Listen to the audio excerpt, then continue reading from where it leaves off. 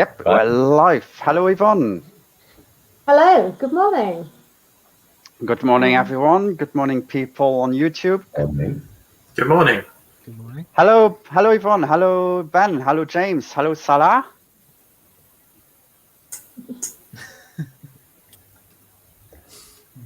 We've lost your audio, I think, possibly, Oliver. No, I'm here. No, we're good. Okay, okay, it is all working. All right, Yvonne. You can take the floor. Okay, good morning, everybody. Welcome along to this presentation on the School of Computer Science. Let's dive right in and see what we've got to offer for you this morning. So, my name's Yvonne James. I am a senior lecturer in the School of Computer Science. And this is the beautiful site of Lincoln, lit up by glorious sunshine, and that is our cathedral, where every year we have our graduation ceremony. This sits right at the top of the hill, at the top of the city of Lincoln. And of course, Lincoln is a very historic place. We have over 2,000 years of history.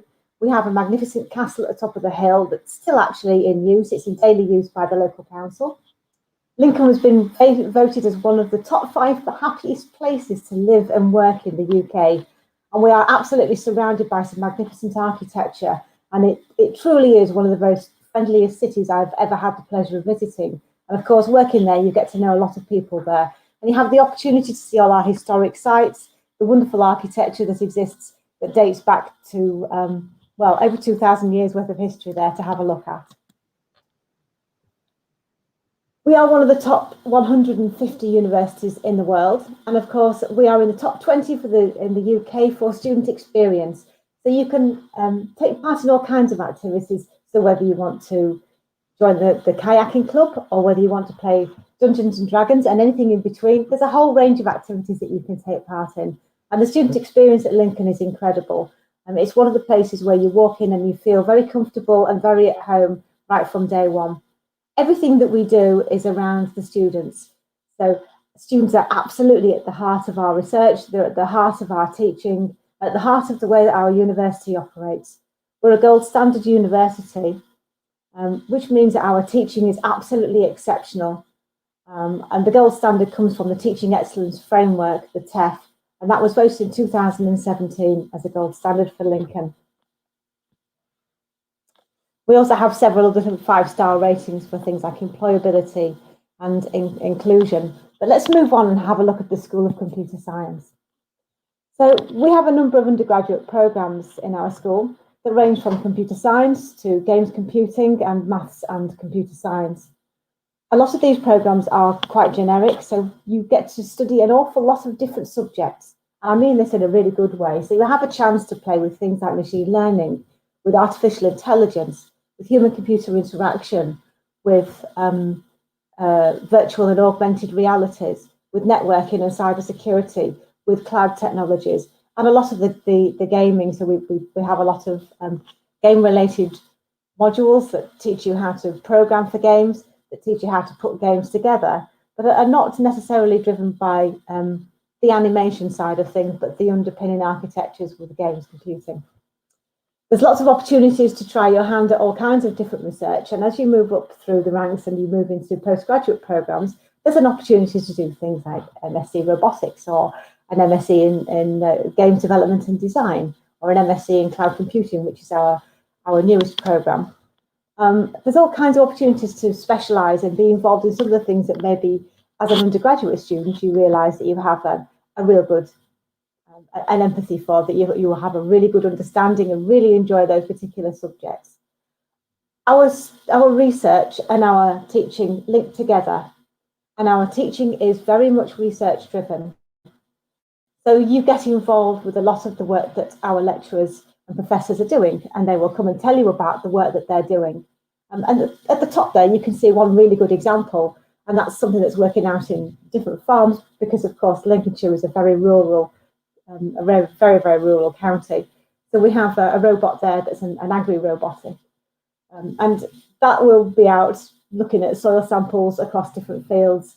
And you have an opportunity to be involved with the underpinning technology that helps to build these kinds of robots, but also to be involved with actually using them, be a part of different projects that we have. So lots of opportunities to get involved with all kinds of really interesting stuff that goes on at the university. Our programmes are also accredited by the British Computer Society, and the University of Lincoln is also affiliated with the Institute of Analysts and Programmers. So there's some really good standing and some good recognition of the work of the teaching that we do here at the University of Lincoln. We have 4 main research centres.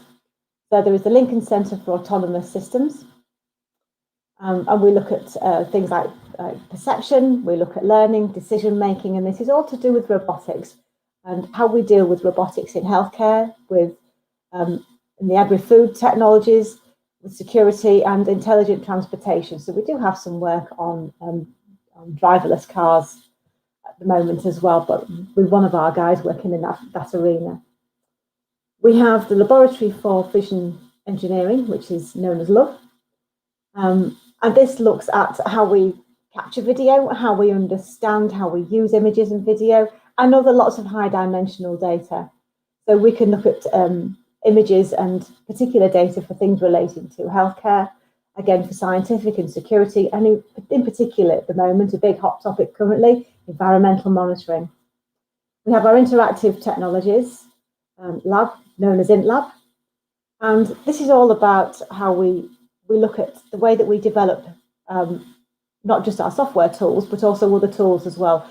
And this is all to do with human-computer interaction, games, well-being, and the sustainability that we have, and how we manage those sorts of things out in the social environment. So we're building technology, but then we have to understand how people use it and how they interact with it.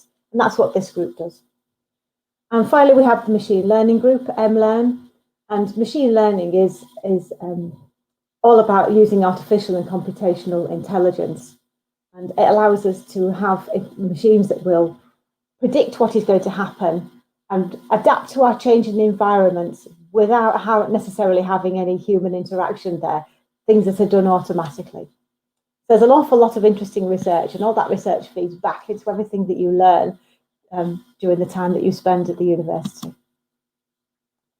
It's a long journey, your university journey. It starts right at the very beginning with a BSc, an honours degree, and we take what we teach you and we help you to develop into all-rounded people, so that when the time comes that you're ready to think about careers, you can move into that area of employability and know that you've got the right skill set to be able to manage a full-time job in an arena that you never think is possible at this stage. Maybe you finish up in an area of computing where you've developed an expertise that you never thought was possible from day one. So let's have a look at what we can offer in terms of careers and employability. I'm going to just skip over that one and move on a little bit further. So I'm going to talk a little bit about our career services and what they offer anyway as we go through this, so that slide's not necessarily too useful to us. So we have various different opportunities. We've got lots of partnerships with lots of different people. We have a lot of research going on, of course, and that research links back into the commercial environment. So we partner up with all sorts of people, whether they are very small organisations, very small businesses working in the Lincolnshire area, right the way through to big global organisations. And we do some partnership work. Certainly we've got quite a bit going on with Microsoft at the moment. And we've done some work with Google in the past as well. And off the back of those partnerships, we can build the student experience and give you exposure to all kinds of things that you don't even consider to be possible at the moment. We have lots of different projects. We have the opportunity for you to go out on placement, to go and work for some of these big organisations. And in the last couple of years, we've had students that have gone to work for Cisco, and they've done placements for Cisco and then moved on to the graduate scheme and are now in full-time employment. We've got students who have gone to Sky Broadcasting in the same way. They did a placement, jumped onto the graduate scheme and carried on into full-time employment. And all of these sorts of opportunities are available to every student, whether you are a full-time or a part-time student. And we have a huge career service that is always offering up lots of different graduate employment opportunities. So when we talk about placements and internships, you have the opportunity to go and work for some of the military businesses that work in the area, because of course Lincolnshire has that big tie into the military. You have opportunities to go and work for people like the DEA, who are involved with understanding flight paths, and they do a lot of monitoring. They do a lot of collecting of images, collecting of, they might be, for example, filming what the ground looks like so that they can view particular things. They might be looking for the way a river flows, or they might be looking just to see if there's any anomalies in the surfaces that they want to look at. Excuse me. Sorry about that. But all the way through all these different projects, whether it's placements, whether internment, or whether it's projects you do in the university itself, you are developing new skills and you're experiencing things that you never think is possible. So along the way, we help you by supporting with all sorts of different activities, and one of which is to help you with certifications. So this is a value-added thing that we've brought in the last 3 or 4 years. And the really nice thing about this is it gives you an opportunity to study for industry standard and professional qualifications alongside your degree programme. So you could, for example, take a raft of Microsoft exams, and we offer the MTA, the Microsoft Technical Associates, so you can do these examinations alongside your normal study, take an exam at the end, and you get a little badge. So there are some there that are the Cisco ones, actually, the Cisco Networking Academy badges, but you get a very similar one from Microsoft as well. So you could be an MTA in programming in C++, or in network security. And there's a whole raft of these things that you can have a go at. Similarly, you could do the Cisco courses. So if you wanted to move into to become a cyber analyst, for example, you could take the cyber operations course and move in that direction. Or you could do a course in Linux or programming to back up what you do in the Microsoft as well. And the massive thing about these is that they are incredibly good for helping you with your graduate employability. And if you can prove that you've studied at this level and you've acquired these professional certifications, they certainly do give you a massive advantage in the job market when you come to look at jobs at the end of your 3rd or 4th year. And employers will look at these and they're recognised on a global scale. So at 2017, I don't have the up-to-date number for this, sadly, but I do know it's over 1,000 students now that have achieved these. But in 2017, we'd had 300 students achieve these certifications, and that was after only 1 year of running them. So we're now well over 1,000 students that have achieved Microsoft and Cisco certifications. So lots of value added there, lots of things for you to think about. Our career service is incredible. They are always bombarding us with lots of opportunities for students. So there are lots of placements, lots of internships, lots of opportunities for you to be involved with different employers. They have careers fairs. They will have presentations where they will talk to you about what you need to do to be successful in applying for a job, in applying for a graduate position. And they will help you build your CV. They will help you to stand out from the rest of the field, help you to be that person that the employer wants because you have that little bit of something extra. And our career service will help by supporting those activities. That's just a quick screenshot of our careers support service. And they have lots of different services that they run, different events. So there are a question and answer on how to apply for graduate schemes and what you need to do for those. They do lots of things like interview practice as well. If any of the organisations that you apply to are doing any kind of testings, they will help you to be ready for those kinds of tests, the psychometric testing. And they do lots of events around how to apply and giving you the appropriate advice for your applications.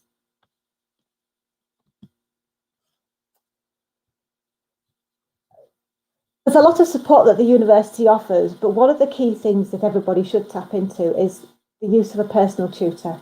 So you are allocated a personal tutor from day one, and that personal tutor will stay with you throughout your journey at the university. So they get to know you quite well as a student, they get to know how you work, what you're capable of doing, will help you with any issues, and provide a lot of ongoing support for you as your journey progresses right through the university. They also help you to develop the things that we call soft skills. These are the really important skills that, again, employers will really look for. It's how you deal with people, and things like how you write an appropriate email, or how you talk to somebody in the right manner, how you ask for a particular service, or how you ask for something to be done, or ask to borrow something. And they will help you to develop the right kinds of soft skills, so that when you go for a job interview, you can demonstrate that you can talk to people, that you've got that way of being able to help people and support others in the job that you're doing. The personal tutors are very, very important in the university. Okay, well, what's next? You're very welcome to ask any questions, and we will answer either back in the chat or live. But I'm now going to hand back to my colleague Olivier to carry on with the next section for you. That's brilliant. Thank you very much, Yvonne. All right, so I'm going to start sharing my screen. Hello, everyone. I'm Oliver Simonesik, and I'm a lecturer who teaches games programming and physics simulation at University of Lincoln.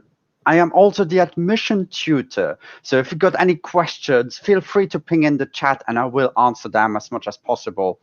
And my background is actually development stuff, a lot of coding, programming with a focus on digital board games. I also got a background in crowd simulation and crowd AI. Also done a lot of work in indoor simulation, in indoor location systems and indoor simulation systems. If you've got any questions, again, feel free to ask in the chat, but I know sometimes it's tricky to talk, well, especially to ask questions on YouTube pages, but also provide my email address. So feel free to contact me. It's osymenyzyk@lincoln.ac.uk. I make a joke every time that it's easy to recall, but I'll ping it inside the chat as well, so you guys have it handy. Also, that's for the end. What we're going to do today is programming with Ben and James, which is our virtual holiday activity. We've got Ben and James in the chat, and the two of them, well, are working at University of Lincoln. Ben is a games PhD student, and James is a senior lecturer who teaches on algorithm and complexity and advanced programming and image processing. Ben, as I mentioned, is a PhD student who does virtual reality, augmented reality, computer graphics, a lot of games development stuff, and procedural content generation. He's done quite a few guest lectures for throughout the program as well. Also, we've got Dr. James Brown. As I mentioned, he's doing a lot of research around medical image analysis, computer vision, machine learning, etc., etc., etc. And they're going to talk today about programming, a lot of coding, and even more programming. Ben, can you tell us in a few words what you're going to talk about today? Yeah, I'll be more than happy to. We're going to talk about Python fundamentals, and I'm basically going to give my 2 cents on the university as well. So lots of Python, and yes, a whistle-stop tour of some Python fundamentals and some of the things you might encounter in your first year and throughout the course. Yeah. That's brilliant. James, would you like to tell us what you plan to do with our viewers today?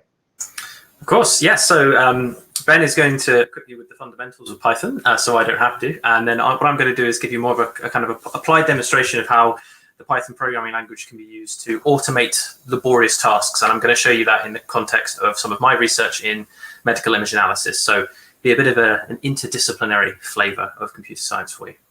Yep, that's brilliant. Thank you very much. Also, notice that Salah has joined us from the start of the presentation, but he hasn't said anything. Salah, do you want to say hello to our viewers? Well, thank you. Thank you, Olivier. Yes, that will be great. So I would like to welcome everyone and really sharing the knowledge, the experience that we all have within the school with everyone around. It's a pleasure, as always.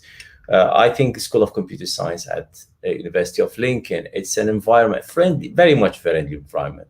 We do a lot of support, working together with the students, different type of project. It's live environment. Even at some time when we're going to do things online, it's still live. I love it. I recently joined the university, I think about a year ago, but I feel like I'm really part of the family.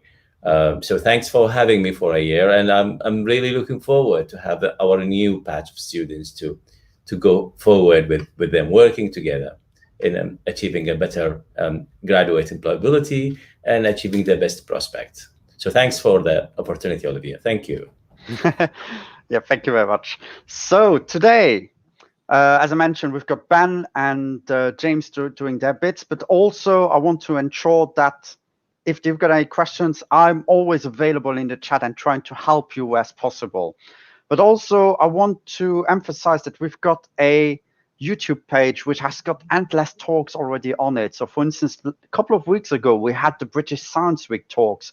We had guest lecturers talking about writing secure multiplayer games. Ben did an introduction to shaders in Unity. There was talks about cloud computing or just a lot of fluff. I also did now a talk about crowd AI and how to use video games technologies into serious environments. We also got a couple of talks from before Christmas about Enhancement Week talks about what is this thing called blockchain, robots in the wild, what is player experiences, computer game stuff, board games, digital stuff.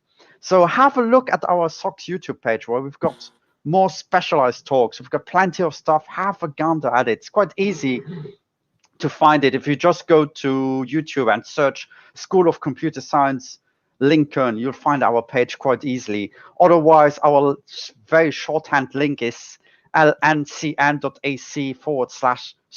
YouTube. I'll put the link in the chat as well, so you guys can access it. So if you want to see more chats, more talks from the University of Lincoln, head to our YouTube page after this talk, of course. Also want to ensure that you can contact us anytime. Again, I'm pasting my email address on the screen. My email address is in the chat. We're also very active on YouTube, where you can find our on Twitter, sorry, where you can find our Twitter handle, URL at ComC. URL.com/. We're also on Facebook. Just search School of Computer Science Lincoln. We've also got our website where you can find more information about our modules, about everything. Just search on Google School of Computer Science Lincoln. And thank you, Matthew. I'm glad that you enjoyed the British Week streams. Yeah, I enjoyed them as well.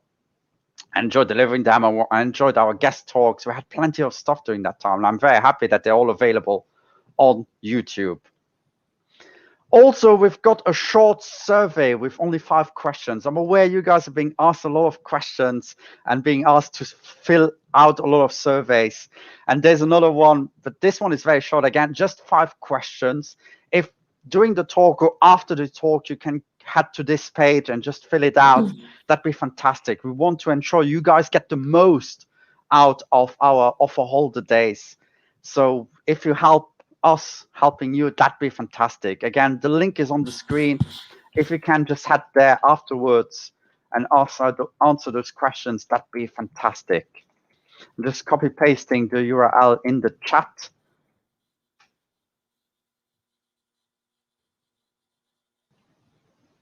All right, so that's everything for me. Just a very brief introduction about what we're going to do today.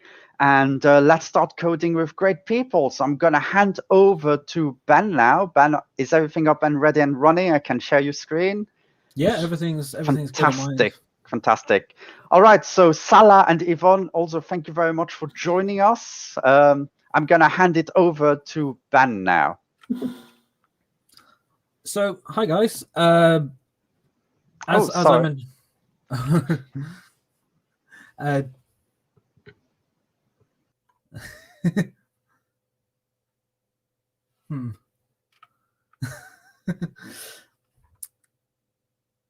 yeah, brilliant. Okay. So hi guys. As I mentioned, we're gonna talk about some Python fundamentals and stuff. Also in this talk, I'm gonna give basically an idea of who I am at the university, and also what kind of stuff we get up to. And I want to give you my 2 cents really on why I love Lincoln. So that's really what we're going to do, is we're going to talk about why I love Lincoln, but also we're going to get into some Python and just have, a bit of a live demo, show you, some Python fundamentals. Some of you may already know this. I am aware of this. Some of you may not, and that's okay. we're just going to cover some very basic, some very fundamental parts of Python, partly to give you an idea of what you might encounter in your first year. This is one thing that when I was in your position and I was applying for degrees and I was trying to pick where I wanted to go, I really needed some idea of what kind of stuff they get up to, and that's the idea of this talk. Give you a good idea of what you might encounter in the first year in terms of Python. So it's largely split into these 4 sections. So the introduction, which is basically this. I'm just introducing the talk. And then I'm going to talk, before we get into some Python, I'm going to talk about who I am at the university. So what I do, just to give you some context behind this talk, but also, like I said, to give you a bit of an idea of what we get up to at Lincoln. We do so much at Lincoln, and I just want to give you an idea of what exactly I get up to at the university.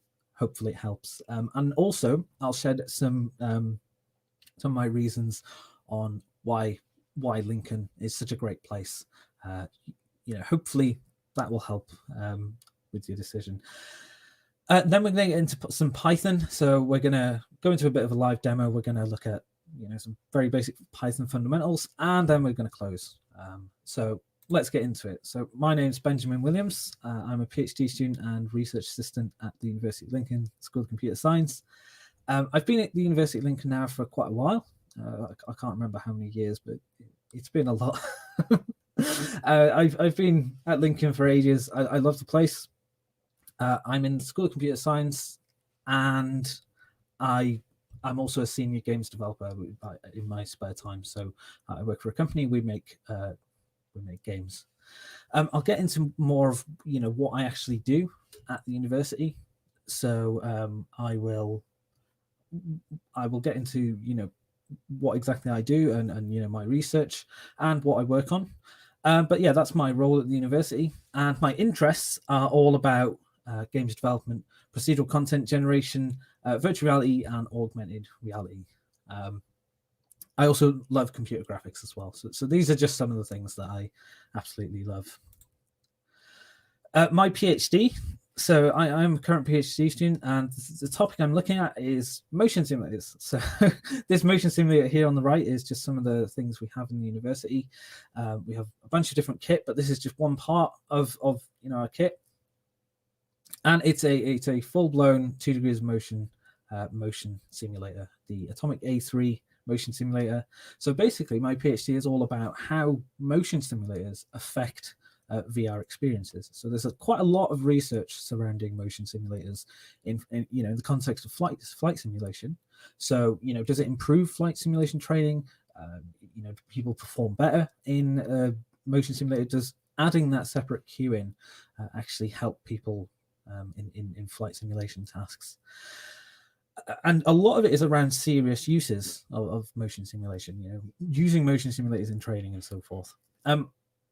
So despite the popularity of these things, motion simulators, and the growing market for home simulation, because these things are getting cheaper and cheaper, there's no current research that looks into this area, that actually looks into home simulation and motion simulation in the home for games and so forth. So that's where I'm looking at, really. I'm just looking at how motion simulators affect VR experiences, and also how things like cross-modal congruency and things like this actually impact VR experiences, and has impacts on presence and sickness and this kind of stuff. But yeah, that's basically it. I look at motion simulators and I look at VR. So I also work at the university as a research assistant, and the project that I'm working on is nuclear robotics, and this is quite a fascinating project. And it basically combines these 3 things here. So augmented reality, robots, and, well, nuclear stuff, right? One of the biggest things you have an issue with in handling nuclear, radioactive things is, well, that they're radioactive, right? Whether it's, nuclear waste or, you're working in a power plant, you can't actually go up and, operate things that are radioactive. So this one thing we're looking at is in the university is how can we approach this? So I'm building an AR interface for teleoperation. So we can make robots to go inside, do the the dirty work for us, and we can operate this thing miles away and be safe at home, right? So that's what I'm looking at. I'll get into why I love Lincoln. So that's all about, you know, who I am and where I am in the university. I just want to give my 2 cents on why I think Lincoln is such a great place. And I thought quite a lot about this coming into the talk. I think throughout this whole talk, this is the thing that I really thought about the most, because I want to give you guys, you know, the best possible answer here. And there's so many reasons I love Lincoln, right? But these are the 3 main ones. So there's the academic community, the course content, and the city and campus. And I'm going to focus on these 2 today, partly because the city and campus was covered so well by Yvonne. So I'm just going to look at these 2. The city and campus, if you want to have a look at our website, lincoln.ac.uk, there's a hell of a lot of information out there on, you know, about the city and campus itself. But Yvonne did a really good job of talking about the city and campus. So I'll talk about these 2. So the first thing is the community. And I think Yvonne touched on this as well. One of the things I love about Lincoln is that is our kind of close-knit community. I've never seen this. I've been to many institutions, but I've never seen this really. The one thing that I love about Lincoln is that we're also close-knit, you know. The academics are friendly, engaging, and happy to help, as you can see today. And we also have students helping students. I've never seen this either, where, you know, the second years are passing on tips to the first years, and they've got their own Discord server, and they're all talking to each other, helping each other out. It's such a really wholesome, I suppose is the best word. It's a really wholesome environment. But and I was trying to, you know, put this into words really, but I can't really put it into words.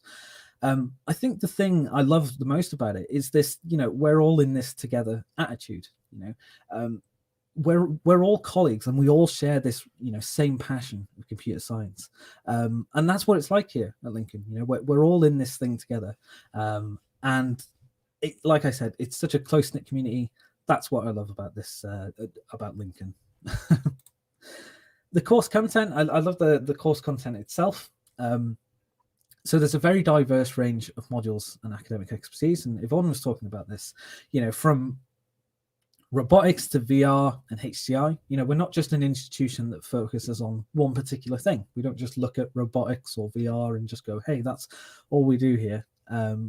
We have, you know, academics with a range of experience, right? From, like I said here, robotics to VR and HCI, computer vision, machine learning, and, you know, so much more out there. The good thing about this as a student is it helps you narrow down your passion. You know, when I went into my degree, I largely went into my degree with just, oh, I love programming and I love computers and I want to learn more. I want to find what I, you know, have a real passion for. And it's something I struggled with quite a lot. But Lincoln has a very, you know, diverse range of modules, and you're able to go through these and go, oh, actually, I quite like that. Maybe I could do more. And this is how I found my love of, you know, VR, computer graphics, and so forth. Is this idea? We have a very diverse range of modules here. There's the course content is great. It's really great content here, and there's a ton of resources that are provided so that you can actually learn, but not just learn, you know, actually go above and beyond. So yeah, so that's my 2 cents. I mean, the reason I went into it is I hope, you know, it offers some advice to you. I suppose I hope it really helps you make your decision and so forth. It's just my 2 cents on university and why I love it. But before that, we get in, well, after that, let's get into Python programming. So before we actually get into the demo, I want to talk about why we're actually doing this.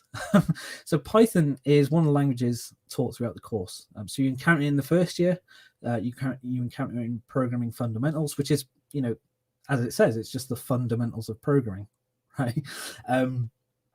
Where you go over things like variables and lists and so forth, all the way through to, you know, the third year and beyond, where you're doing things like robot programming. And of course, you know, there's other languages that you learn throughout this, but Python is one of these languages. Yeah, it is one of these languages that you learn throughout the course. And the reason for this is that, you know, I want to give you some idea of what you might encounter at the university. Hopefully that helps quite a lot. I hope so. In the first year, you will be doing some Python, and these are some of the things that you might cover, really. I want to, put a bit of a disclaimer here. You're not going to be a, Python wizard at the end of this. The aim of this demonstration is to not, teach you Python in the remaining time I have. You're not going to be a Python wizard at the end of this, but it's just to give you, some idea of what you might encounter, and give you, well, that's it really, give you some idea of what you might encounter here. And so with that in mind, let's get into it. So I'll just switch to the to Replit. So if you guys don't know, haven't come across Replit before, Replit is a really cool platform. Maybe you have used it before. And Replit is just an online IDE for Python. So instead of downloading Python and using the console and so forth, you can just run your code here. So you type your code in here like this. This isn't code. This isn't Python code. And we have a console here, right? And we can click run, and it will run the code and show it in the console for us. So I'm going to cover some fundamentals. The first thing I want to talk about is the basic print. You might have encountered this where you just type in hello world or something and you click run. If it works, Replit is notorious for doing this for some reason. Yeah, so we click run and it says hello world, right? So all it does is it takes this text here, this string, and it just puts it in the console for us. So it just prints it out, right? And there's all different types of data we can use in Python. So this is called a string. This is just a string of characters. It's just text, right?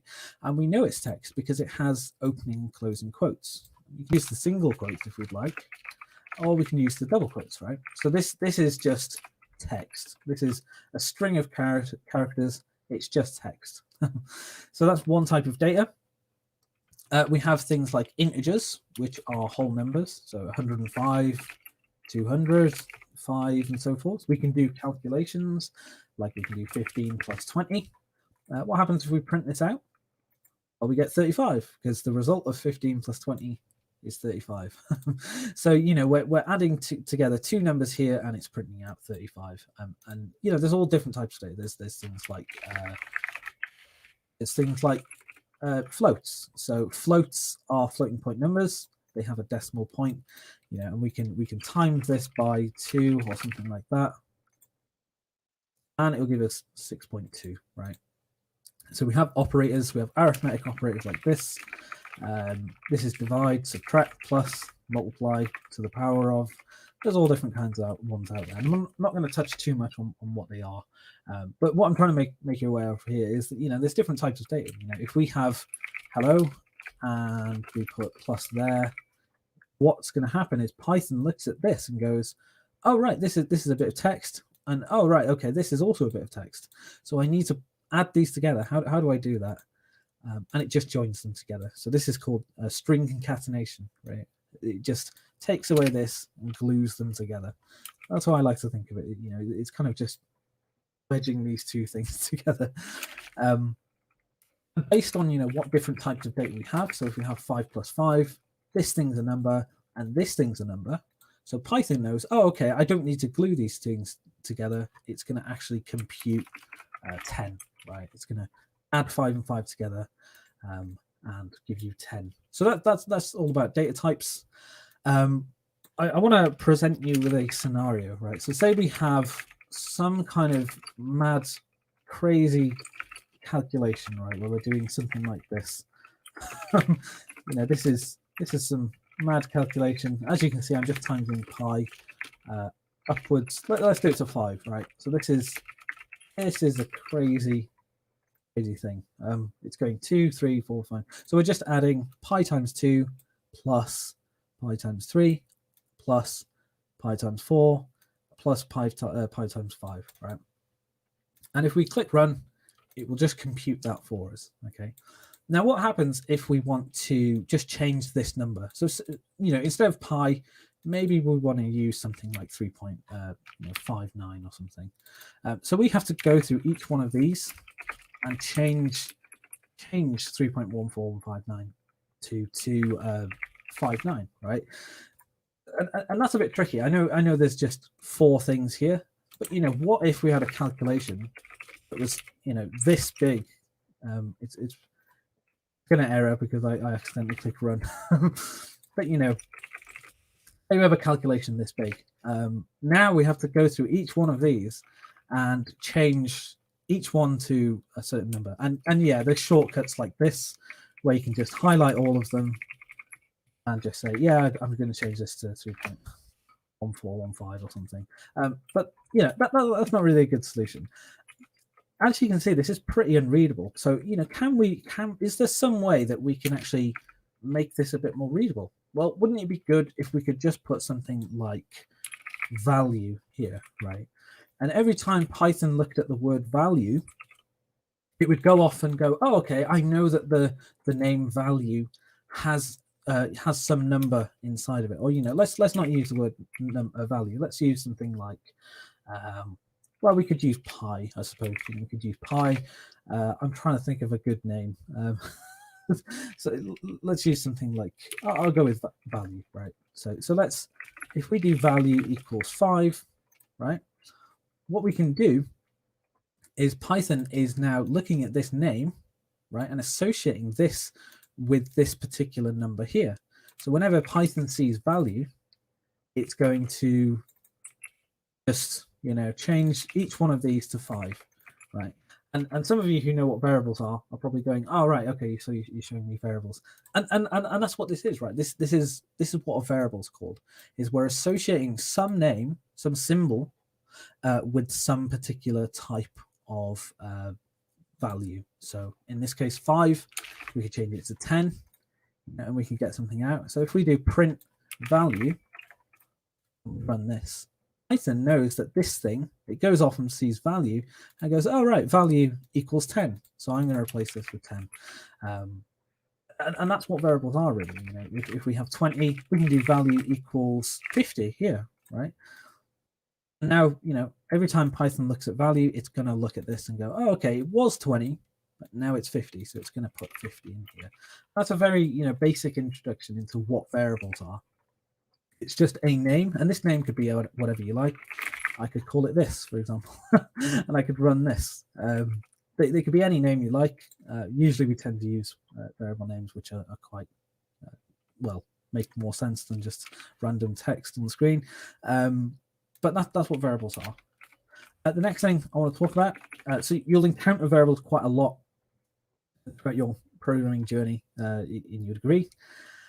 And there's all kinds of stuff you can do with variables. I think it's one of the most fundamental things we do as programmers, and you'll encounter them quite a lot. So I just wanted to touch on them very briefly here. The next thing I probably want to talk about is iteration, right? So, say for example we want to do something like hello world, right? And for some reason, I don't want to print this out just once. I want to print this out maybe this many times. Okay, so I want a program where I want to do this many times. I want to print out hello world. In this case, what's that? 13 times, 12 times. That's quite a lot of code to just do this, right? What if, for example, I wanted to change this text to hello there, right? I'd have to go through each one of these.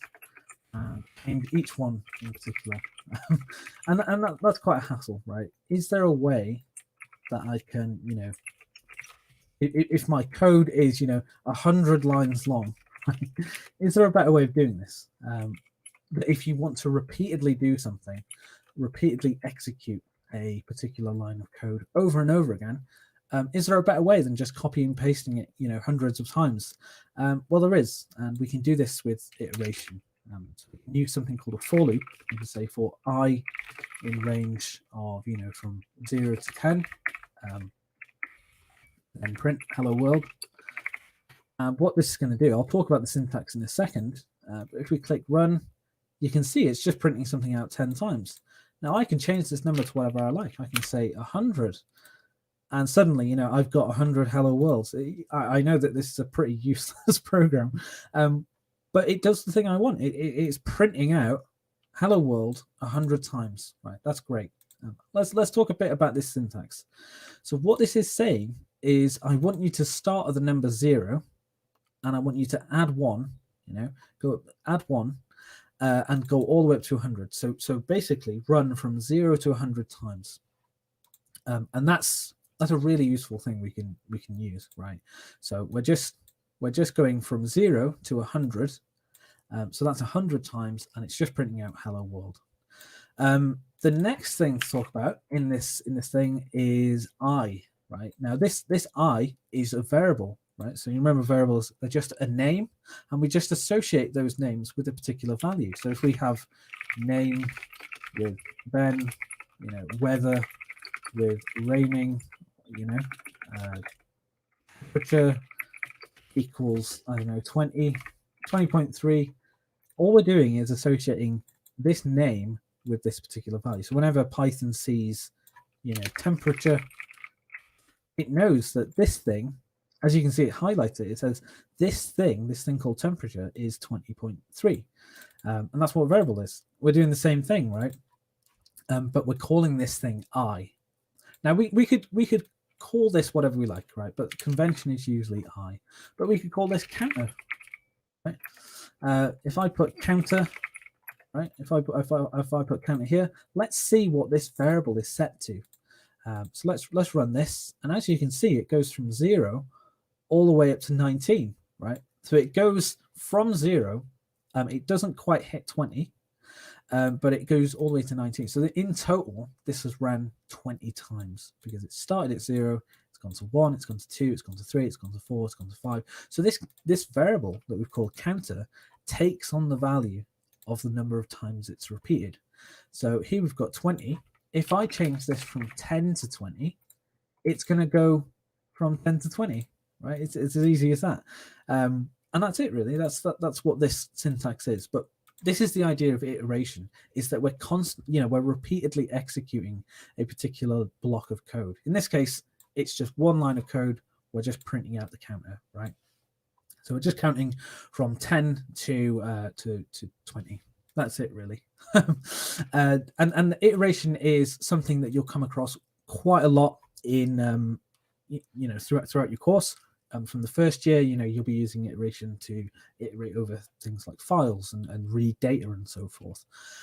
And combining that with variables, remember variables are just a name that we associate with some kind of value, and we can change that value, right? We can change it. We can say, counter is probably a bad example. Let's use temperature equals 20.3, and then we can say, temperature equals temperature. So what we're saying is this thing is now going to be 20.3 plus 1.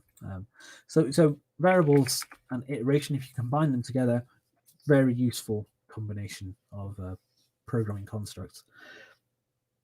And the reason I'm talking about these particular things is, like I said, you'll encounter these quite a lot. This iteration thing, it's just running this code between 10 and 20 times. So it starts at 10, it goes 11, 12, 13, 14, 15, 16. And then on each iteration, it runs this particular line of code here. And that's great, right? Because we can do things hundreds of times now without copying, pasting tons of lines of code. And we don't just have to print stuff here, right? We could do all kinds of stuff in here. We could add numbers together. We could multiply things. But for the sake of time and for the sake of brevity, I won't really get into the actual power behind these things. I just want to show you the constructs here and some of the stuff you will be using in your first year and throughout. So we've touched on data types. So we've got strings, we've got ints, we've got floats. So we've got text, which are strings of characters, integers, which are whole numbers, like these whole numbers over here, floats, which have a decimal point, 3.14, all kinds, 2.71, 1.8871 or whatever. All of them are floats. We also have things like bools. So bools are short for Boolean. After the famous George Boole, right? It's a fun fact, actually. George Boole, the guy who Boolean's named after, actually grew up in Lincolnshire. So, yeah, That's an interesting fact. But Booleans, so Booleans can take on the value true or false. They can either be true or false. They can either be 1 or 0. And the way you can think of this is like logic. If you can say, is it raining equals true. Right? If this is true, then it is raining. If it's false, then it is not raining. And that's what a bool is it encapsulates that kind of yes or no answer. And I'm skimming over these things. I'm not giving you much detail on these things. So if some things are confusing, don't worry. Like I said, I'm just going on a kind of whistle-stop tour of these things. So we've looked at data types, right? We've looked at data types. We've had a brief look at variables, which hopefully that should make sense now, where we have a name and we're associating it with a particular value. We call it username. I don't know why somebody would use that as the name, but you can. We're just associating this thing with a particular value on here on the right. So we've looked at variables. Next I want to look at is lists, right? So lists are like variables. Well, they are variables. They're a particular data type. So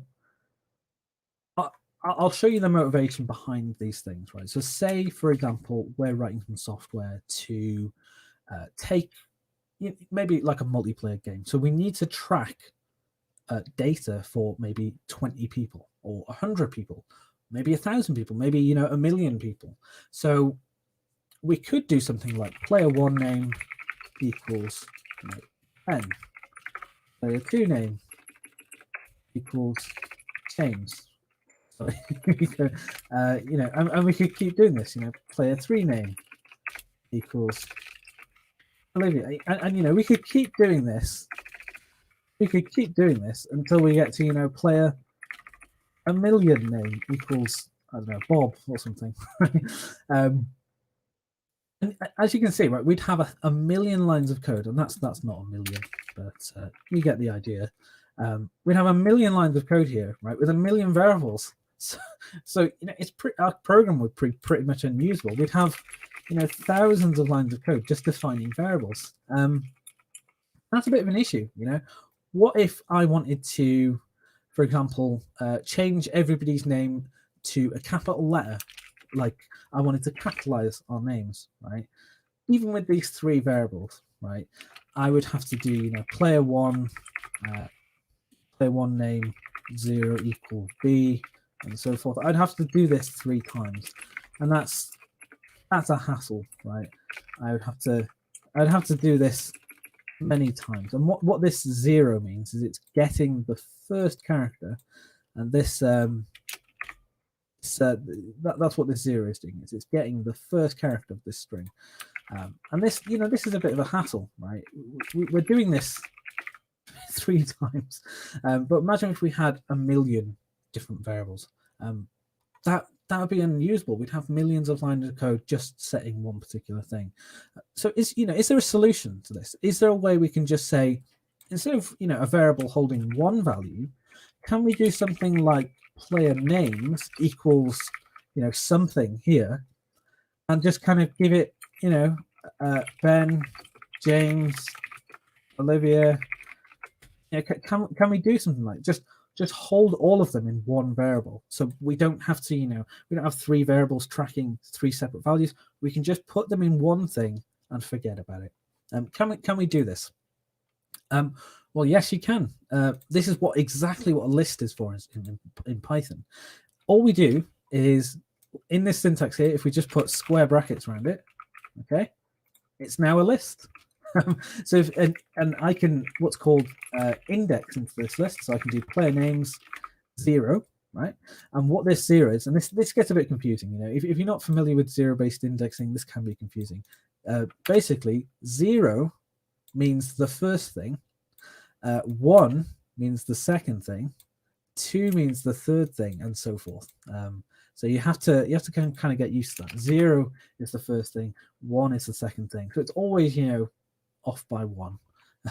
But let's do this, right? If I print player names 0 and I click run, I've got Ben. And if I do player 1 and player names 1, I've got James. And 2, I've got Olivia. And this is what lists are all about. Is we can store a bunch of data. We can store 1 million people in here if we want. However many people we want. We could read this from a file, whatever. We could just store it in this list. It could have 1 million things in it, and we can just process that list instead of having 1 million different variables. And that's kind of why we use lists. We can read data into them quite quickly, and we can process that data. So imagine the power of this combined with iteration. So this thing could become the counter, right, or I. We could start doing some very interesting things. So, for example, for I in range 0 to len of names. So what this len does, basically, don't worry about the syntax. It's just getting the length of the amount of things in here. Or we could do for name in player names, but I won't do that because we actually want to modify it. So let's do this for I in range 0 to length of player names. We can do player names 0 equals Z or something, and then let's print out player names. Player names, right? What this does is I think I've got that wrong. 0, yeah, sorry. There we go. Player names I 0. Or actually, yeah. Let's just change everybody's name to Bob, right? Let's do that. So now everybody is called Bob instead of instead of what they were called. It is pretty useless program, but you can see exactly how we've changed from this to just Bob, right? We can actually use iteration to modify things in this list. And that's pretty much it. You'll find lists in everything you'll use, in the first year and all the way throughout to the third year. Lists and arrays are very useful structures, and that you encounter them all the time in programming. This combined with all these other things and some other things as well, like functions, is a really together there's some really powerful tools. So the last thing I'll talk about is functions. So functions allow you to, we've already seen functions. So we've seen things like hello. I've seen things like, well, we've got something like this where, we say print hello. So this thing is called a function. If we click run, it takes this thing and puts it in the console, right? That's it. So that's all print does. Print is a function. I'll very quickly introduce functions. So let's say if we have something like square x or some number or something, and we can return number to the power of 2. Right? So if I put in square and I put in 5 here, this will give me 25. So this is an example of a function. It's a function called square. So Python sees square. I can change this to whatever I want. Like I said, I can change it to that. 25 as well. This thing here is called a parameter or an argument, depending on if it's in here or there. But basically, when you put in 5, Python goes, oh, okay, I need to call this thing called square, right? Square. So this def means define a new method or new function called square with one parameter called number. Right? And when Python sees 5 here, it's going to replace everything here, all the numbers with 5. If you put in something like 10, it's going to replace this thing with 10. So we can pass a number into this function, right? Through this thing called a parameter, and Python will give us an answer back. In this case, we're just taking whatever we gave it and putting it to the power of 2 and returning it. We can also do things like add. We can have a and b, and we can do a plus b. This is 2 parameters. We're giving it 2 things, right? So we've got 10, and we can do 7, and that should give us 17. Let's have a look. Yeah, 17. It's just taking one parameter and another parameter, and then it's just giving us the answer of a plus b, and that's pretty much it. It's been a very brief whistle-stop tour here of data types, variables, lists, and functions. There are other things out there you'll touch on in Python in programming, but you can see you'll encounter some of these in your first year in programming fundamentals, and like I said, all the way throughout to in other languages and so forth. You'll encounter these things. So on that note, what I will do is I will just go back to this. Hopefully that all made sense. The thing I want to say is stay tuned, because we also have a brilliant talk by James, who's far more charismatic than me. And, you know, it's a really interesting talk, so please stay tuned. And on that note, thanks for listening. I hope the whistle-stop tour of data types, variables, iteration, lists, and functions, and some Python fundamentals was all right. And yeah, I hope you got something from it. And if you have any questions and stuff, please feel free to post it in the chat. And on that note, I will hand over to, I'm not sure if I go back to Oliver or to James. You can hand it directly over to me. That's Okay. fine. So yeah, I'll leave it with you, James.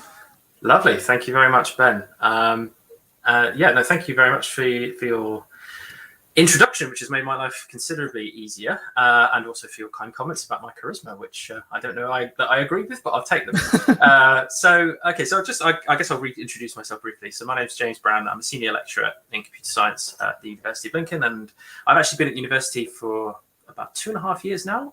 So I'm still relatively new, but I've basically been involved with one of the 4 research groups that were mentioned in Yvonne's talk right at the start, which is called the Laboratory of Vision Engineering. And my particular area of interest is medical imaging.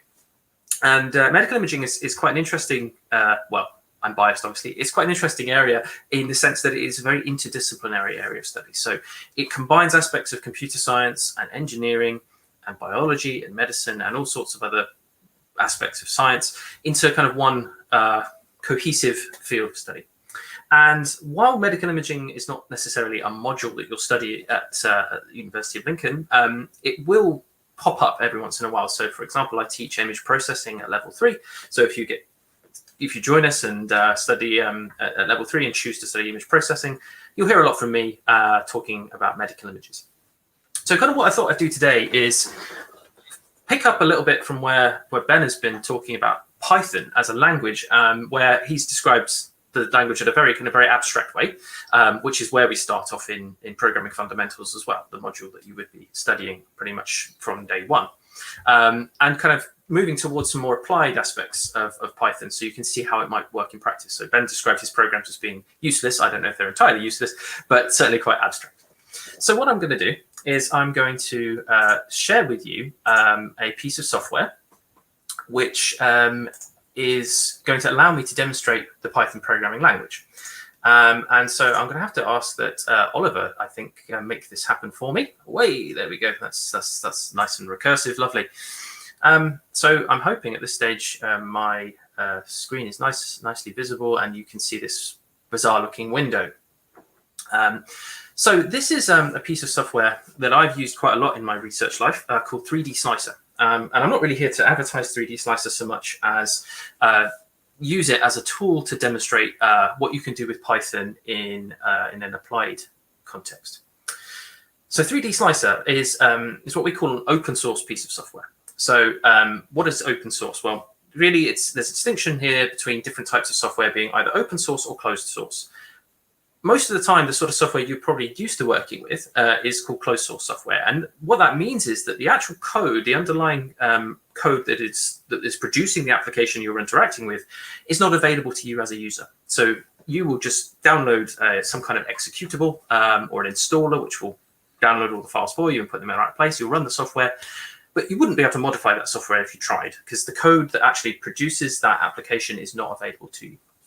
On the flip side, Slicer is what we call open source software, where anybody can download this code, and actually anybody can contribute to it. So if you were feeling bold enough, you could make your own contributions to 3D Slicer if you wanted. But for now, I'm going to stick with just demoing some stuff, and you can see how it works. So let's start off. So first of all, what we have in 3D Slicer, don't worry about all of the stuff that you can see up top here. What we do have at the bottom is this Python interactor. And this is very similar to the interface that Ben was showing you, in that I can type Python code here and it will work. So if I type print hello world, it does just that. It will print hello world for me. If I want to do something like 2 + 2, it will give me the answer. And the thing about this particular way of interfacing with Python is that it gives us the answer straight away. So we can just write an instruction and it will execute that instruction immediately. So let's dive in and let's play around. So first of all, what do we mean by medical images? So medical images, I'm sure many of you will have seen a medical image at some point in your lives, if you've not had one yourself. A medical image is any kind of image that is captured for the purpose of usually diagnosing a condition or better understanding the cause of a particular issue that a patient might be having. So if you've had an injury, for example, you may have hurt your arm, you may have to have an x-ray to verify whether or not you've broken it. If you're complaining of some pain potentially or discomfort internally, you might be offered a CT scan. So there's a whole range of different medical imaging techniques. The one we're going to focus on today, though, is going to be MRI, which stands for magnetic resonance imaging. And the thing about Slicer is that this is designed with a variety of users in mind. And so you can interact with Slicer like you would any other application. You know, it's got drag and drop and, you know, various menus and so on. So this can be used as easily by a clinician as anybody else. But so, for example, I have an image here, which I'm going to just drop into Slicer and show you what it looks like. And as you can see, it's a brain.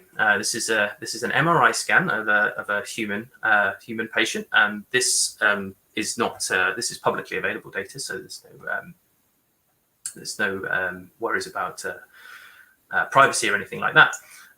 But what you can see is that when you look at this particular medical image, you actually see it in a slightly unusual way. We're very used to dealing with images in 2 dimensions, but this is an example of a 3D image, and we can actually look at it from 3 different orientations. So this software, first of all, gives you this what's called the axial view or the transverse view. So this is us basically going up and down. So as I slide this slider back left and right, we go towards the top of the head all the way to the bottom. So we're sort of going down this way. Then we have the yellow view over here, which is called the sagittal view. So this is going this way. So if we start somewhere in the middle, we're about where the nose is. And as we slide left and right, we go this way and this way. Okay, it's not obvious which one is which, but you're going to get the idea. And then the last view is this one. So this is called the coronal view. So this is slicing back to front. So this is where the eyes are. So this is here, which looks quite freaky. And as you slide back, you get towards the cerebellum at the back. So we have our 3 views, and what we're going to demonstrate in this little demo is how we can actually interact with this application without sliding any sliders or clicking any buttons or playing around with any menus. So we're going to demonstrate how we can do things programmatically. That's the term we would use. Why would we do that is the question. Why write a program when we have this nice shiny interface available to us? Well, the main reason is sometimes we want to do tasks again and again. Some tasks can be very laborious. And so to do that kind of thing manually, if we want to actually do something which is reproducible, so in other words, 5 years later, someone says, oh, can you make one of those neat little visualizations you made for that presentation you did once? I can say, sure, I can just run my bit of code. I don't even have to remember how I made it, and it will produce that visualization for me. So we're going to do just that today. We're going to make a funky visualization. And I realize there's quite a few games students in today. This is obviously more of a research-oriented talk focused on less games-oriented, let's say, but it certainly is got relevance in the computer graphics front, because there is a whole computer graphics engine running underneath this piece of software. So it's hopefully of interest to all of you. Okay, so let's make a start. So the first thing I want to do is I actually want to get rid of this this data that I've loaded in, because I'm going to do that bit programmatically as well. So I'm going to get rid of that. And we're going to start off by taking some of the ideas we learned with Ben and applying them in this context. So the first thing we want to do is create a variable that's going to represent where this file is. So when we as programmers, we actually don't deal with files in the same way that we deal with files as regular users, with icons and things that we click and move around. Instead, we refer to them using what we call file paths. And these are essentially references to positions on our disks, on our hard disks within our file system. And I happen to know that I actually already located in a particular folder where I've got an image, and that image has a name. And I'm just going to bring it up here. I'm just going to actually make a point of copying that to make my life a little bit easier. And I'm going to create a variable, and I'm going to call it file path, because why not? We should generally try and be as descriptive as possible with our variable names. And I'm going to just paste paste that in there, and I'm going to surround it in quotes because, as I say, it needs to be represented like basically a piece of text. And that works just fine, and I can verify that that's worked. I just type the word file path, and you can see that this file name appears. Now, Python, bear in mind, all we're using here is regular Python. There's nothing special about it. It's just normal Python. It just happens to be running out of this application called 3D Slicer. Python doesn't know that's a file. It just knows it's some words. That is just gobbledygook to Python. So we actually need to do something with it. So this is where we're actually going to invoke Slicer itself. So this is the application we're using. And I'm going to tell Slicer, find this file for me and load it in. Load the content. Now, there's a lot of work going on under the hood to enable this. The actual process of loading that file and actually making it usable is quite complicated, but thankfully, Slicer makes that very easy for us. So the first thing is we're going to create a variable. We're going to call it volume because this happens to be a volume. It's a 3D image, so you can think of it like a cube, really, that we can slice through. So if you think about it as a cube of jelly, that's a bit gross, you could slice a very thin section out of any direction of that jelly, and that would show you what that head or that brain looks like in that particular location.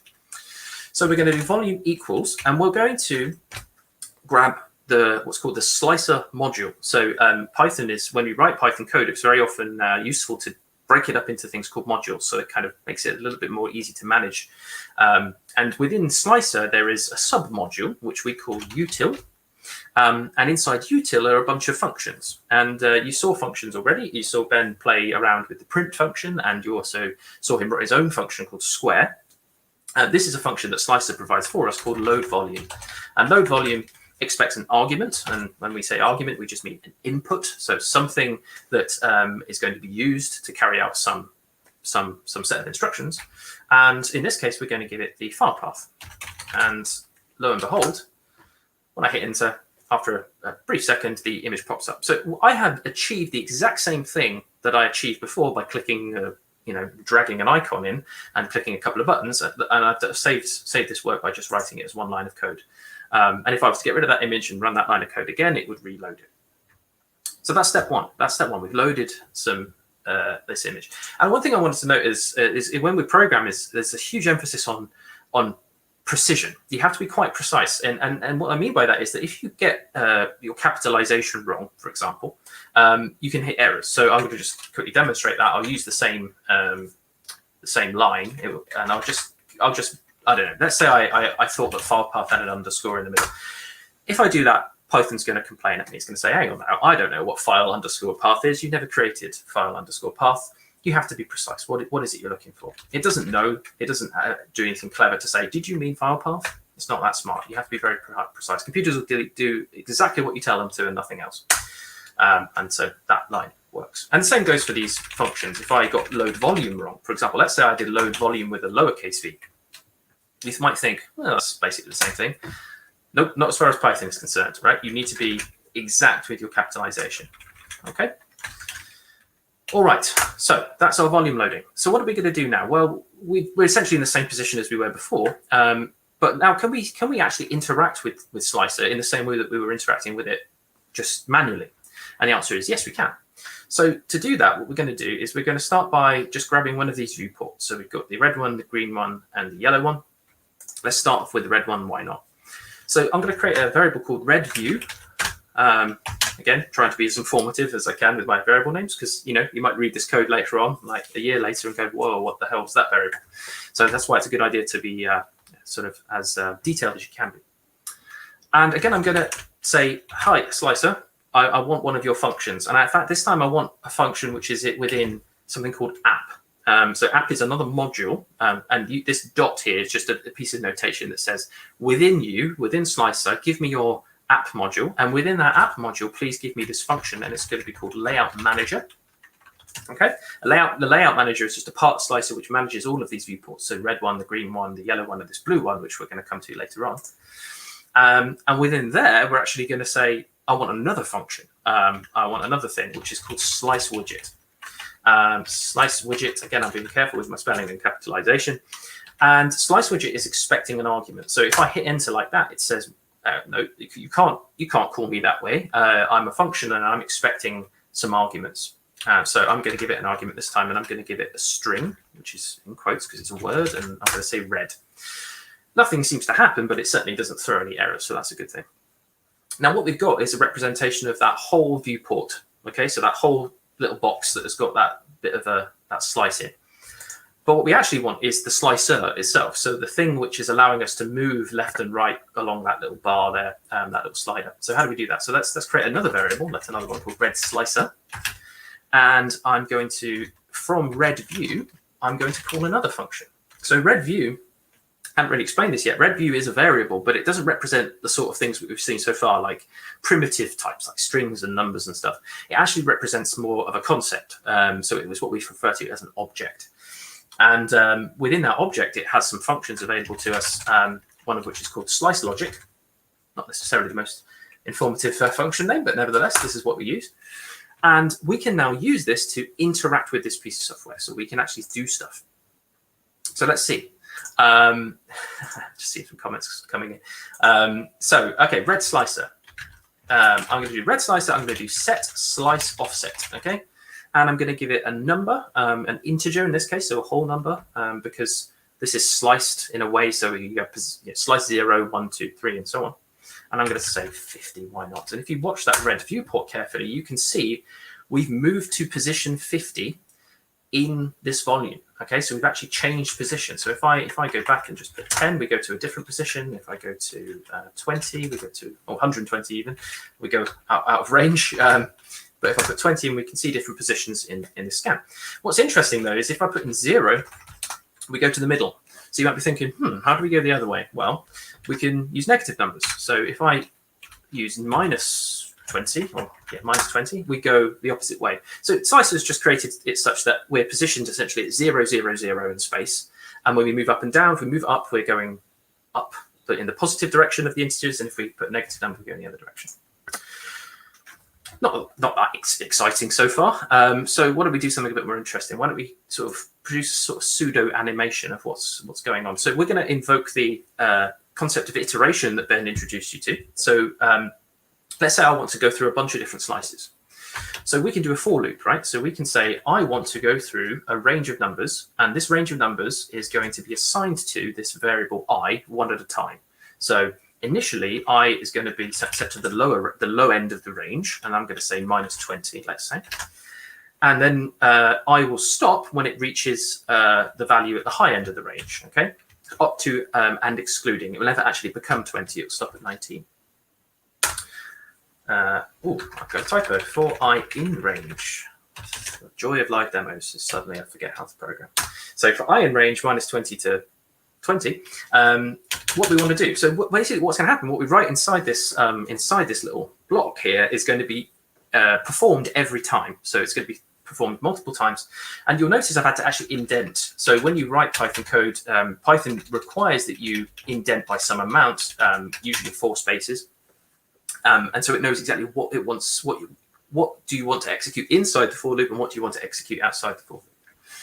So what we're going to do is we're going to use the same exact function we used before, red slicer.set slice offset, and we're going to give it this variable I. So we're setting that value based on a variable rather than just this sort of putting it in explicitly. Okay, so each time this loops, I will be a slightly different value. Okay, so we'll say that's what we're going to do, and I'll tell you what we'll do is we'll just run that and see what happens.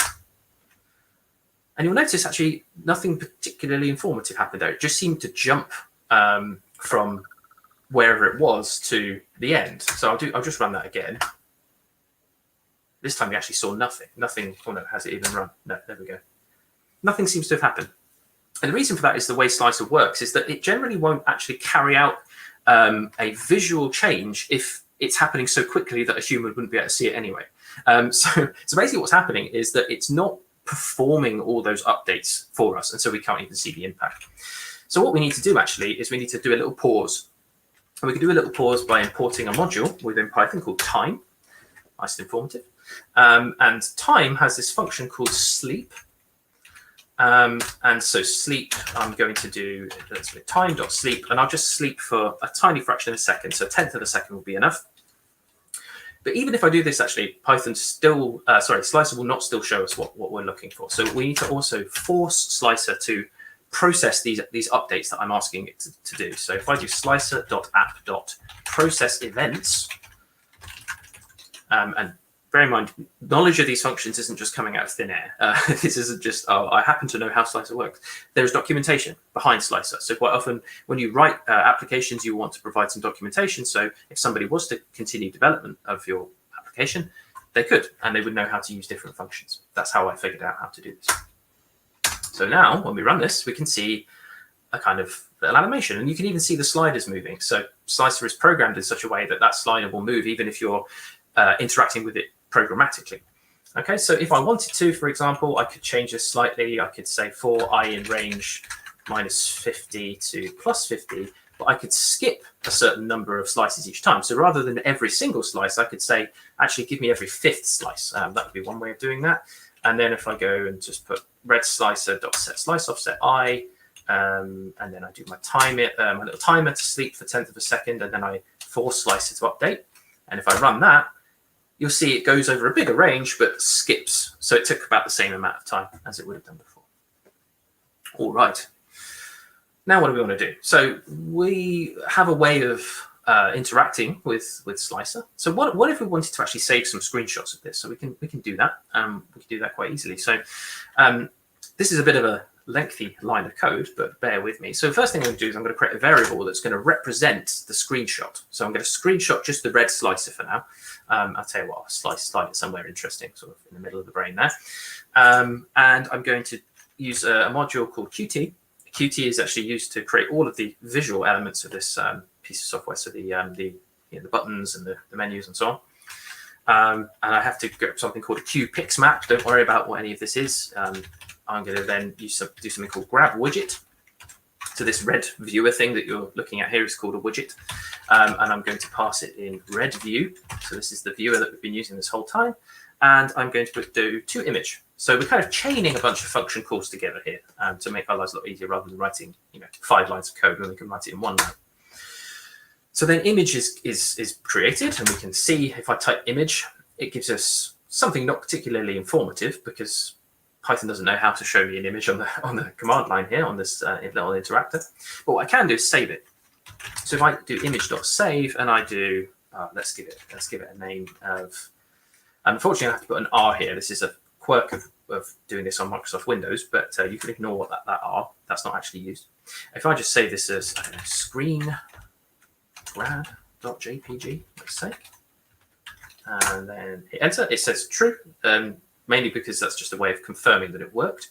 And if I look inside this folder that I have for this demo, I can see I've got a nice screenshot when it wants to load. There we go. So we've got a screenshot that we've grabbed from our Slicer application.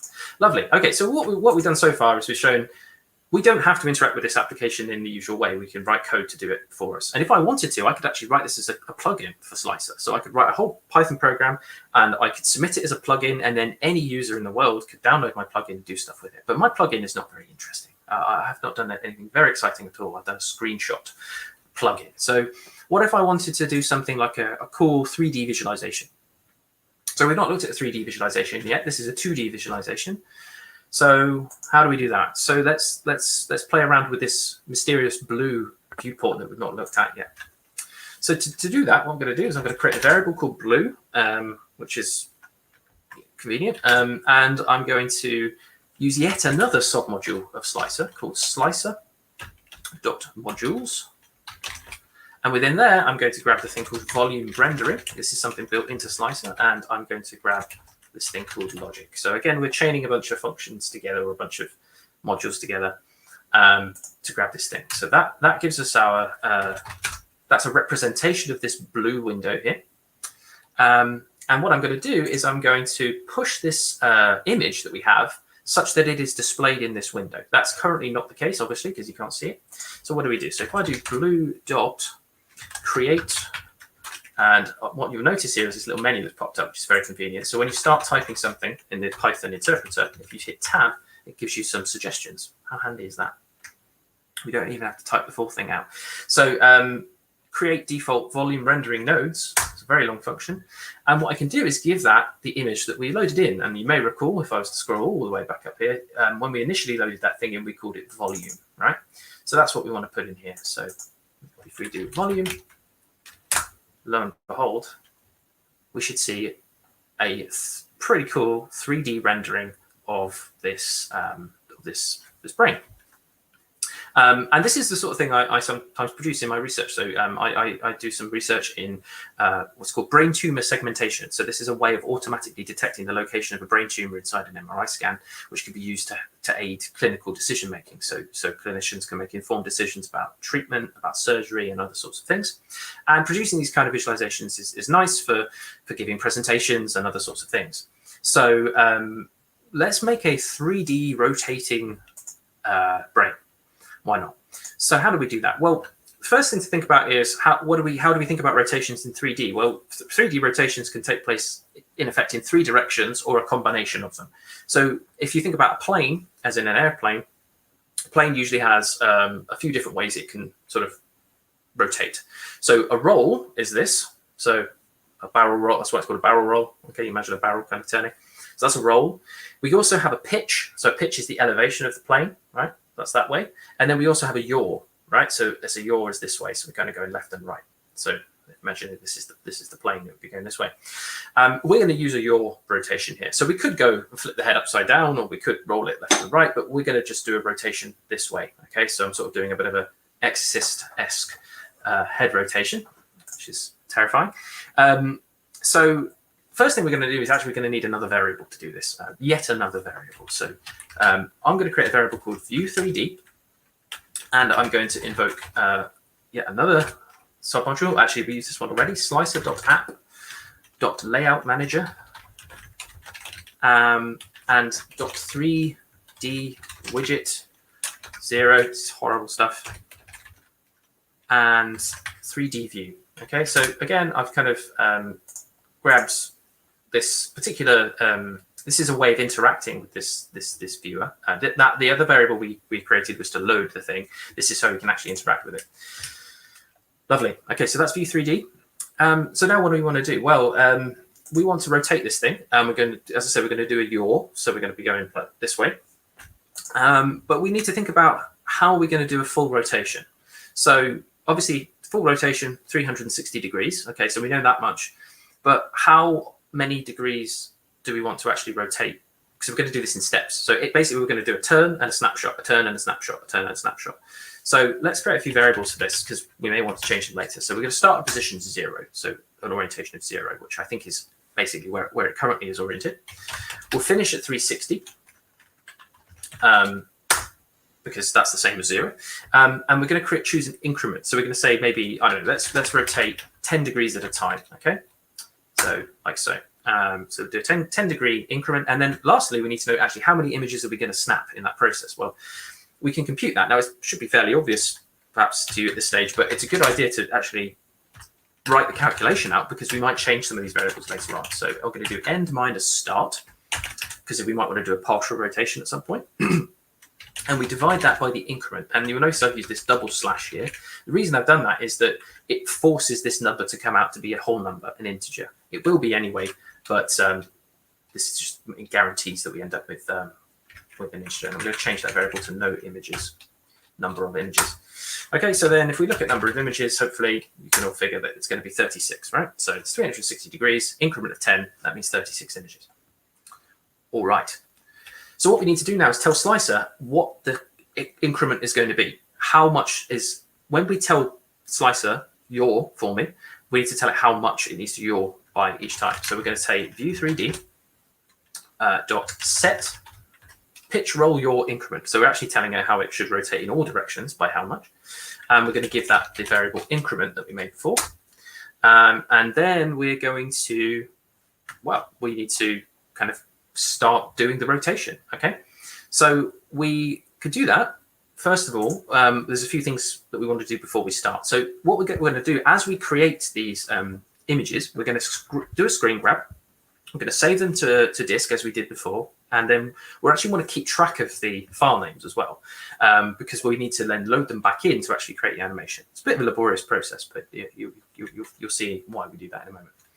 So first of all, I'm going to create a list. So again, Ben showed you lists. This is a way of storing lots and lots of different things in one variable rather than n variables. And it's going to start off empty. So I'm just going to give this open and close brackets, and that's all we're going to need for now.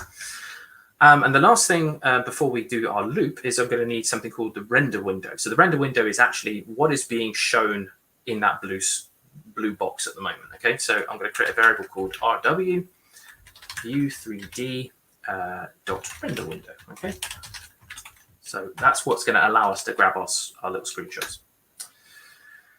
I should add at this stage, obviously this is a bit of a whistle-stop tour that doesn't necessarily get you experience in writing Python. I have written this all up as a tutorial so that you can yourselves follow along with this and write this yourself. You can download 3D Slicer for free. You can download an image from the internet that you can use for this, and you can actually go through the process yourself and learn a bit more about Python as you go. But I'm just kind of speeding through it. Okay, let's write our loop. So similar to before, we're going to say for I in range, because we're going to have a range of numbers that we're going to be looping over. I is just a convention here. You've noticed I've used I a few times. It's just a historic reason for this is that I would stand for index. And if you've already used I, then you might use J. And if you've used J, you might use K. And it goes on. I'll tell you what, let's use J. Why not? Let's have some fun. So we're going to go for J in range.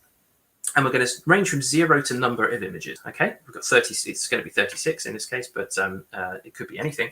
And in fact, all I need to do is just say for J in range, no images, and Python will figure out for me that it wants to start at 0, or we want it to start at 0. Okay, on each loop, we want to perform a rotation. Okay, and we've already configured Slicer to rotate by a specific amount. So all we need to do is say view3d.yaw. Okay, so that's the rotation if you're the plane in this direction. So the head's going to spin around. Now, what I need to do is I need to actually create a file name that's going to represent the screen grab that is going to be saved to disk. Okay, so that file name I'll say is going to be called out file because it's an output file that we're going to actually save at. And what I want to do is just give it whatever. It doesn't need a especially complicated name. It just needs a name which is different to all the other files that I'm going to be saving in a moment. So why not just use the number? Why not use this number J that we have? So in order to do that, I first need to convert it to a string. Because otherwise, what Python's going to do is it's going to take that J and it's going to then use it as a number rather than as a string. And the impact you would see quite quickly if I did this, because what I'm now going to do is I'm going to tack on the file extension. And the file extension is essentially saying, this is the file format I want to use. I'm going to make a JPEG file format. And if I try to do this without making this a string first, Python would be trying to add a number to a string together, which it can't do. It won't understand what you're asking of it. Okay, and then what we're going to do is I'm going to put that output file name onto our little list of files so we can keep track of their names. So I'm going to do files.append, and I'm going to append that file name to that list. Okay, so I'm just kind of tacking it onto the end of the list each time, so that list is going to grow in size. And then the very last thing I'm going to do is I'm going to save the screenshot. So I'm going to actually save this screenshot as a file. And I've already made a function to do this because otherwise this would take that much longer. And that function is going to take two things. It's going to take the render window that we made, that variable up there, and it's also going to take the output file name. Okay, and you can quickly see this. This is the function that's being used here that I made before. I've created this separately just to make life easier, and this is the save screenshot function. It takes a view, it takes a name, it does some things, and then it saves that image. Okay, righty-ho. Let's see what happens when I run this. Now, bear in mind, I've not explicitly told Slicer to pause each time. So before, I had to say time.sleep, sleep for a tenth of a second, otherwise we won't see the results, okay? I've not done it this time, so you're not going to see a visual change here, but nevertheless, it will run when I hit enter. And it's now ticking along in the background. It's also now not responding, which is always fun. Hopefully it will wake up and recover in a moment. There we go. It's finished. Excellent. So it's now finished. Obviously, it doesn't look like anything's happened, and that's because we rotated 360 degrees. So it started off at the exact same position it originated at. What we can see in this folder now is a bunch of screenshots. So if I look at 0, which is the first position, we can see a screenshot. And then if we move through, if we were to look at another one, so if we were to look at, say, number 10, very slow, you can see that it has been rotating. So, bro, we're almost there. So what we have so far is essentially a set of stills, but we don't have an animation. So that's the last step, is to make that animation. So the first thing we're going to do quickly is we're going to look at this thing called files.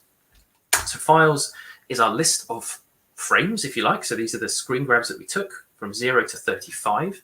So notice that 36 wasn't actually included, and that's because Python doesn't actually get as far as the last element of our range. Okay, so there are 36 images, but because they start at 0, but the 36 won't be included. So what do we want to do? Well, we actually want to load these things. We want to load these images back in. So how do we do that? So we can actually use a package called Pillow, which is we've got this acronym PIL. From PIL, we're going to import image, and we're going to use this to load our images in one at a time. Now, I could create a loop to do this like I did before, but I'm going to do something a bit cheeky because I'm lazy, and I'm going to use what's called a comprehension. It's all getting very in-depth at this stage. You're getting an advanced look at Python here. All stuff you would learn about in the Programming Fundamentals module, of course. What I'm going to do is I'm going to do image.open, and I'm going to do, that's the function that's used to actually load an image in, and I'm going to give it this thing called image, which doesn't exist yet, img, and then I'm going to type for image in files, which is kind of bizarre. It's almost like a for loop in reverse, but it's simply a way of creating a list sort of on the fly. So what's going to happen is images is going to end up being a list of actual images rather than file names once this thing is run. And I can demonstrate that if I was to just do images 0, which is, remember, the first element of this list. You can see it is a JPEG image now. Okay, wicked. We're almost there. So lastly, what we want to do is save this as an animation. So I'm going to, first of all, get the first frame. So I'm going to create a variable called first, and that's going to be the images 0. Okay, so first is going to be the first image in that sequence. And what I'm going to do is I'm going to save it out, but with all of those other frames kind of tacked on the end. Okay, so I'm going to do first.save out. Sorry, where am I doing this? Let's just call it anim.gif. Okay, anim.gif. I'm going to give some other arguments here, which are called keyword arguments. So these are optional arguments that I can give. So this, I'm going to say save all is true. So I want it to save all the images, and then I'm going to do append images. Again, optional. And I'm going to give it all but the first one. So I want it to take this first image, and then I want it to append the rest on the end onto this animation. So I'm going to start from position 1, and I'm going to go all the way to the end, and that's the syntax we use to do that. This little colon here says, please give me the rest of that list as well. And then there's one last thing, which is loop equals 0. Okay, you don't have to worry about what that does. And I'm going to hit enter. It's going to take a second. Something has happened, but we don't know what. If we investigate, if we go back to our folder, we can see a little image called anim. It's a little bit bigger than the others. It's 7 and a bit megabytes. But if I look at that, lo and behold, we have a rotating head. And it does briefly stop at the end, which is a little bit annoying, but we could make it so that it doesn't do that. But could you imagine what the process would have been to do that manually? It basically would be impossible. So I'd have to kind of take the mouse, drag the image over a little bit like this, and then I'd take a screen grab and then save it, and take another one, then screen grab, and so on and so forth. Then I've got all the screen grabs, and then I need to still make the animation, and I might have some software I can use to do that. But what we're showing here is that this is a nice way of automating this kind of workflow.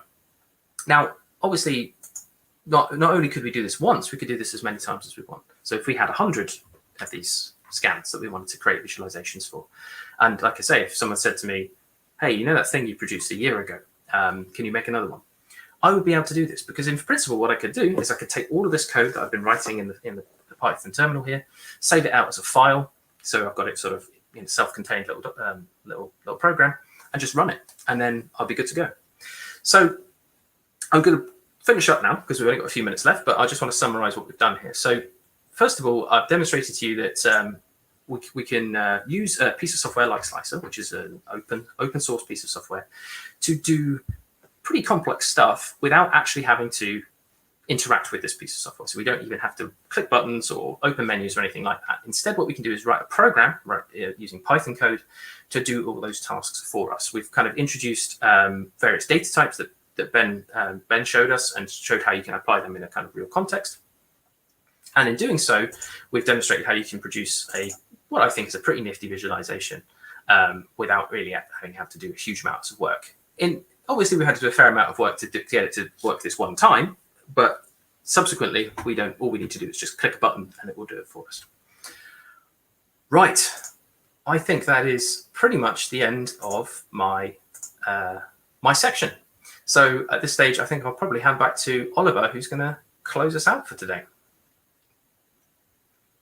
Hello. Welcome back. Thank you very much, James. Thank you very much, Ben. That was very informative. That was fantastic. So thank you very much for taking your time to do a talk about programming with us.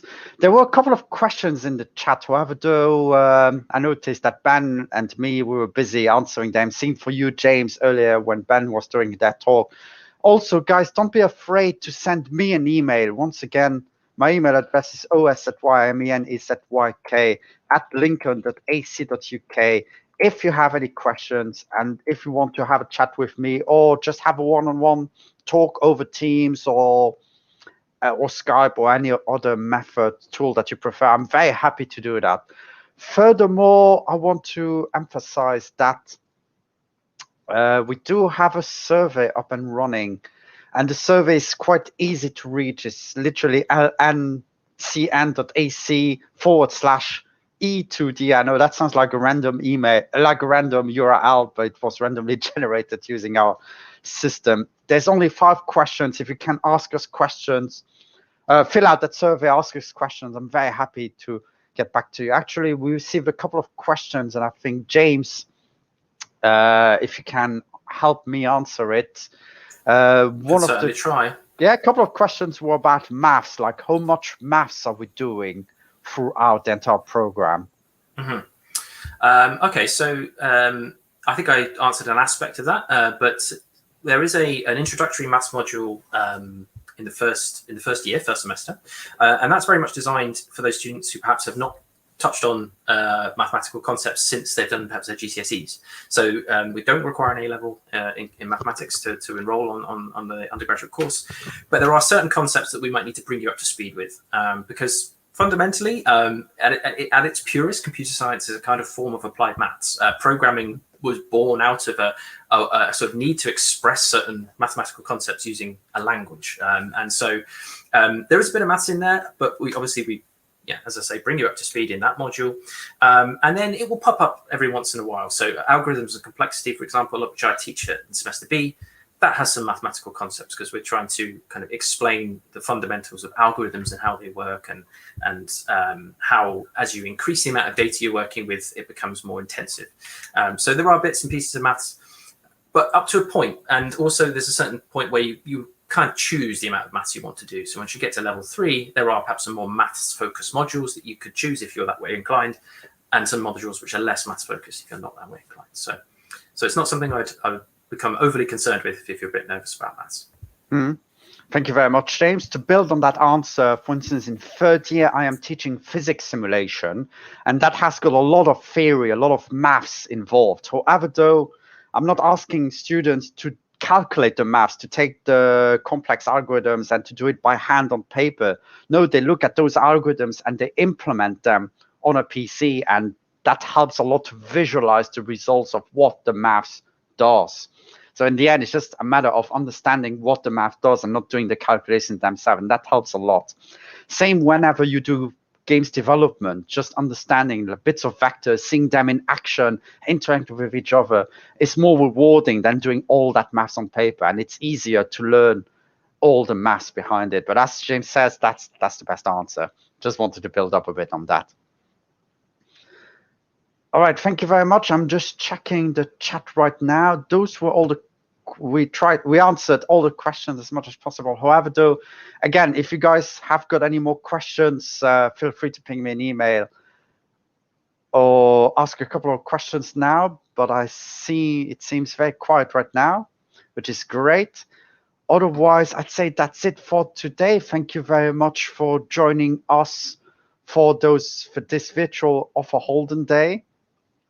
Once again, have a look on our YouTube page, Twitter pages, Facebook pages, and websites as well. Just search for University of Lincoln School of Computer Science, and you can find us quite easily. Have a look on YouTube, especially at all the talks that we did for Science Week. We've got plenty of material on there. Otherwise, that's it for today. Thank you very much for joining us. Thank you very much, James. Thank you very much, Ben. And I'll see you guys on campus at University of Lincoln in September. That's it for today. Thank you very much. Thanks, everyone. Bye-bye. Take care.